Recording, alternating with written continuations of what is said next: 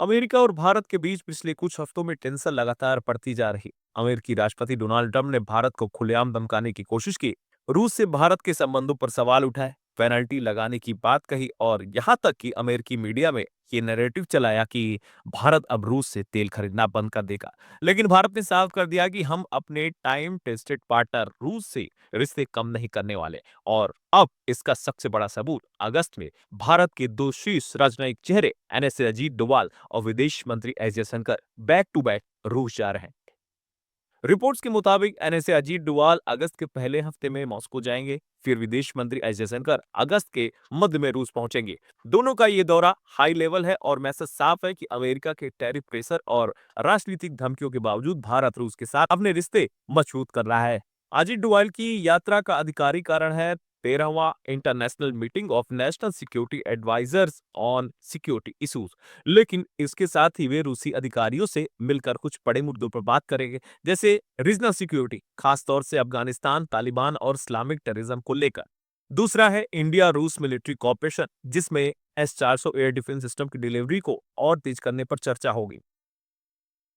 दोनों देशों को चरमपंथ और आतंकवाद का खतरा है, जैसा कि हम सब ने देखा अभी हाल ही में पहलगाम को लेकर, और उधर रूस में भी ऐसा ही कुल दिख रहा है। और रूस के दक्षिण में चेचन्या जैसे इलाकों से चरमपंथ फैला। भारत को पाकिस्तान प्रायोजित आतंकवाद से लगातार चुनौती मिली। रूस ने हाल ही में तालिबान को आधिकारिक रूप से मान्यता दी ताकि अफगानिस्तान में स्थिरता लाकर आतंकी ढांचे को तोड़ा जा सके। भारत भी तालिबान से बात कर रहा और रूस के साथ इस मोर्चे पर तालमेल बैठा सकता है।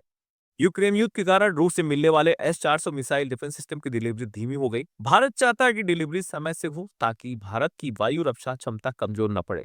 डोभाल इस मुद्दे को भी प्राथमिकता से उठाएंगे। अब बात करते हैं भारत के विदेश मंत्री एस जयशंकर।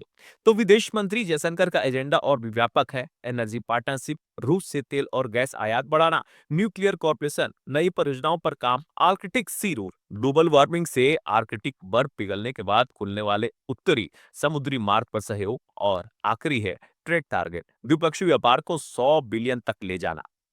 इस साल के अंत में रूस के राष्ट्रपति व्लादिमीर पुतिन भारत आ सकते हैं, 4 साल बाद होने वाले इंडिया रशिया समिट 2025 के लिए।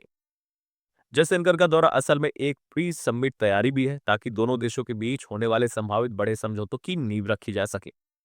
अब अमेरिकी मीडिया जैसे कि रॉयटर्स ने रिपोर्ट दी थी कि भारत रूस से तेल खरीदना बंद कर रहा। भारत ने तुरंत इस खबर को झूठा बताया और कहा कि हम रूस से तेल खरीदते रहेंगे, चाहे डोनाल्ड ट्रंप पेनाल्टी लगाएं या फिर न लगाएं। यह बयान सीधा संदेश है कि भारत अपनी स्वतंत्र विदेश नीति से पीछे नहीं हटेगा। अमेरिका की डेट इकोनॉमी वाली टिप्पणी पर भी रूस ने जवाब दिया। रूस के पूर्व राष्ट्रपति दिमित्री मेदवेदेव ने कहा कि dead hand can also strike. ये कोल्ड वॉर का एक दम है, जिसका मतलब है कि रूस के पास आखिरी विकल्प के तौर पर जवाबी वार करने की क्षमता है। ये अप्रत्यक्ष तौर पर अमेरिका को चेतावनी और भारत को समर्थन का संकेत था।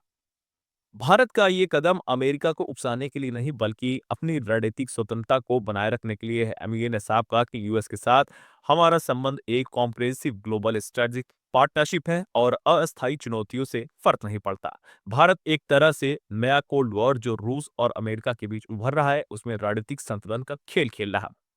खैर, भारत ने संकेत दे दिया है कि वो अमेरिका से एनर्जी इंपोर्ट बढ़ाएगा। ये एक तरह की मिनी डील होगी ताकि ट्रंप प्रशासन के साथ टैरिफ विवाद को संभाला जा सके, लेकिन रूस के साथ रिश्तों पर कोई असर भी ना पड़े। अगस्त में होने वाली ये दोनों यात्राएं सिर्फ कूटनीतिक मीटिंग्स नहीं, ये भारत का दुनिया को संदेश है कि हम किसी के दबाव में नहीं, अपने राष्ट्रीय हित में फैसले लेते हैं। चाहे अमेरिका हो, रूस हो, भारत का स्टैंड क्लियर है।